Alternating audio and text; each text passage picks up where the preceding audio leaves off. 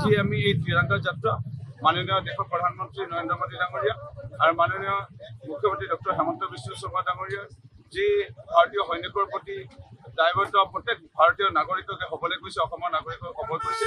সেয়েহে আমি এই ত্ৰিৰংগা যাত্ৰাৰ যোগেদি মৰিয়নি সমষ্টিসমূহ ৰাইজে আমি আমাৰ সৈনিকসকলক ক'ব বিচাৰিছোঁ, আমি তেওঁলোকৰ লগত আছোঁ, আমি ব্লাড দিবৰ কাৰণেও সাজু, আমি গোটেই ব্লাডৰ লিষ্ট বনাইছোঁ। যেতিয়া প্ৰয়োজন হয়, যদি সৈনিক হিচাপে আমি যাব লাগে তেওঁলোকৰ লগত থিয় দিম।